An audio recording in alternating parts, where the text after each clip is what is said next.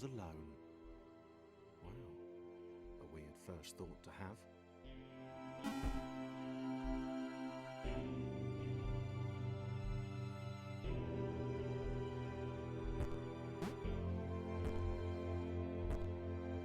Thomas decided to start listing his observations for posterity. 1. The whole alone thing. 2. Portals. They led somewhere. He'd yet to work out where. 3. Falling. Thomas was absolutely fantastic at falling. He was almost as good at falling as he was at observing.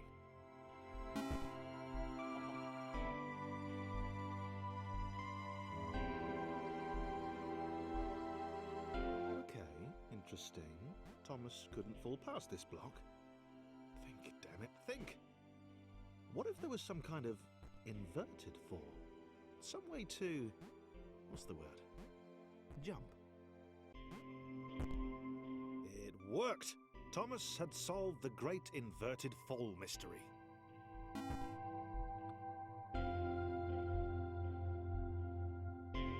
A big jump. But Thomas noted there was no real danger in missing it. The world didn't want him to fail here. It was pushing him, but gently.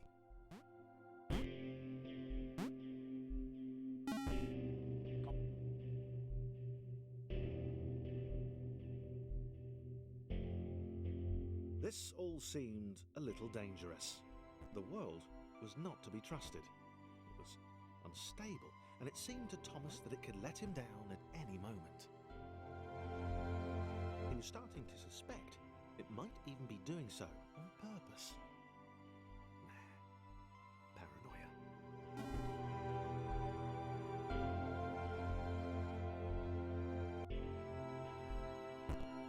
Thomas wondered whether the portals were actually taking him anywhere. He felt like he was making progress, but there wasn't really any way to know. He seemed to be moving predominantly up and to the right, which might, or might not, be important.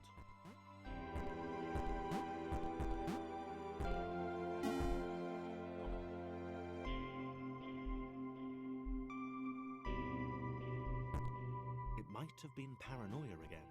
But Thomas could have sworn the world was becoming more complicated. It always seemed to be one step ahead of his skills. It had been designed just for him. He wondered why. Was the world testing him? No, too obvious.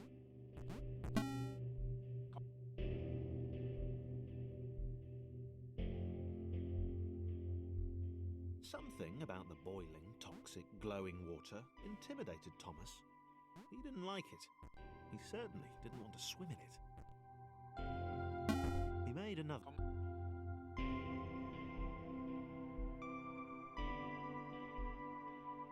The loneliness was getting to Thomas.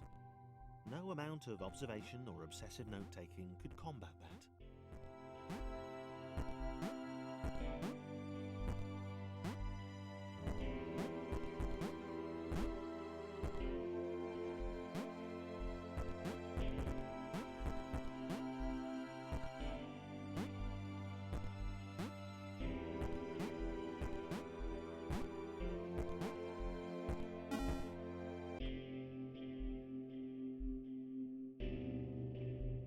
Thomas had a new theory. The world was training him. He could feel himself getting smarter. There was the mental list to consider. Over the minutes and seconds since his spontaneous generation, he'd become a pretty skilled jumper. He was evolving. He just wished he had someone to share it with.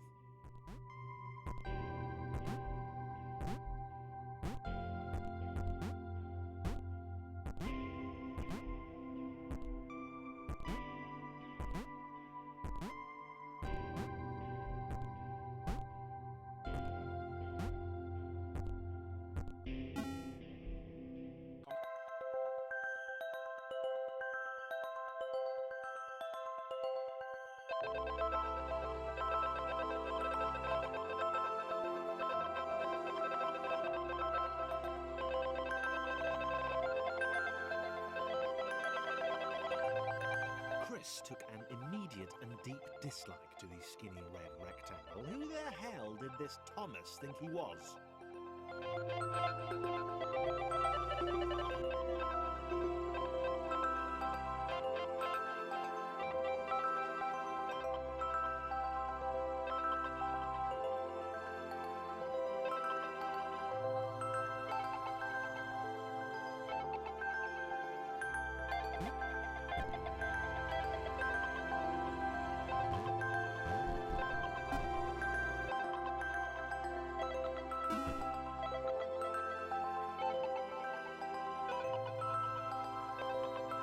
Chris had been doing fine. He wasn't the highest jumper, but he'd held his own. He'd even been graceful at times. Well, not actually. Not technically graceful. It's probably the wrong word, but, you know, fine. There was that skinny little runt leaping about like he owned the place.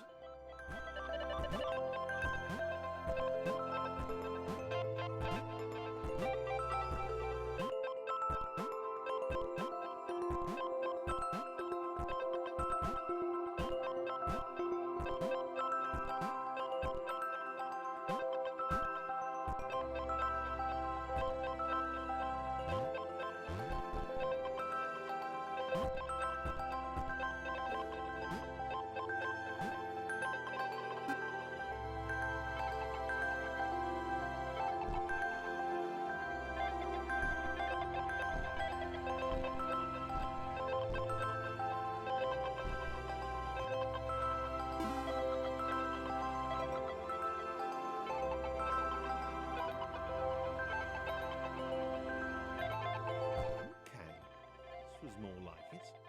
A glowy white thing. Only Chris could get to it, which of course made it all the more enticing. What would it do? What new opportunity might this switch open up to him?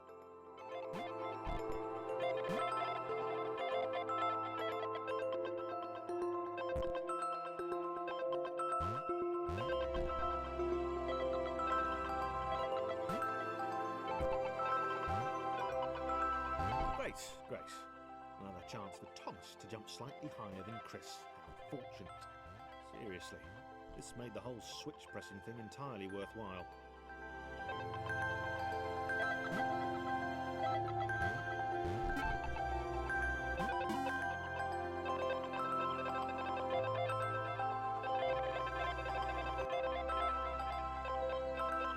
Was this good? Because on the surface, it did not seem good. Chris was pretty scared. Well, Red seemed fine, happy to be on his merry little adventure. Chris couldn't shake the feeling that things had taken a significant turn for the worse since Thomas had joined him. Sure, he'd been able to piggyback his way to ever so slightly higher platforms, but where had that got him? Well, to ever so slightly higher platforms, which was sort of his point.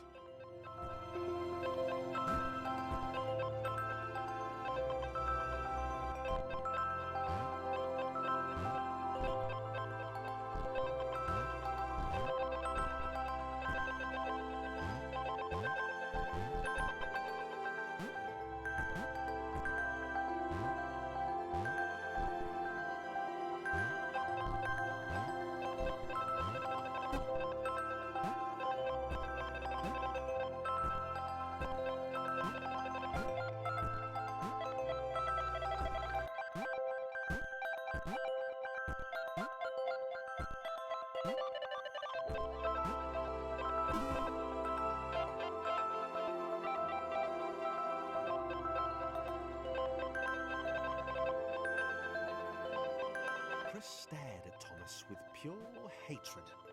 He seemed so very happy at their situation. Friends together, a brave fellowship of quadrilaterals on a quest for greatness. That would be fine. But it was all the obvious observation that Thomas was doing which grated. Every time they saw something vaguely new, Chris would hear a satisfied little from the vaulting idiot. He hoped the next portal would split them up, if only for a few levels.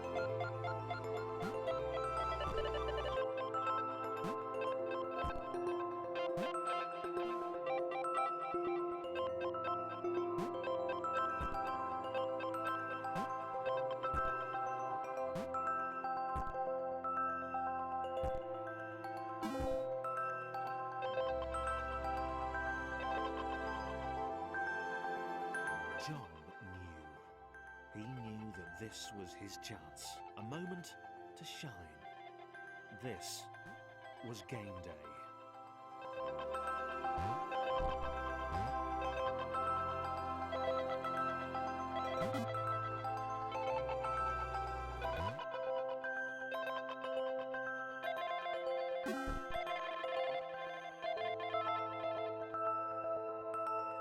This would not do. John needed room to show off his exceptional skills. As it was, he was trapped on the wrong side of these little dot things. Where'd they come from, anyway?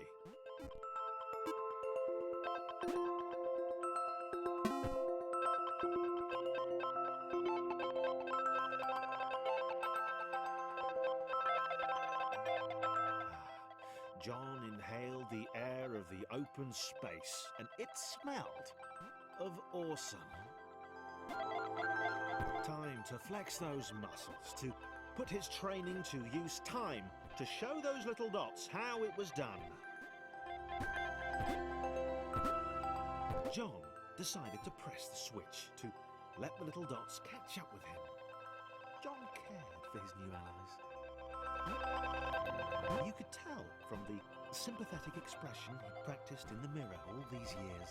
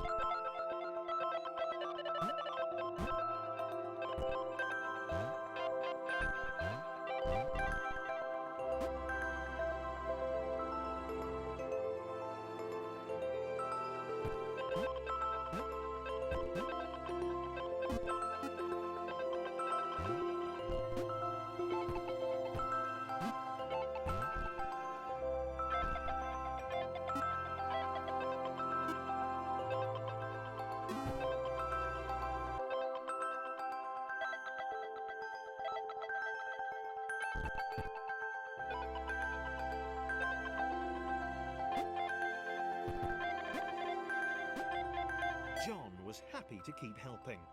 He felt it was important to his image that he was seen to help the little guys.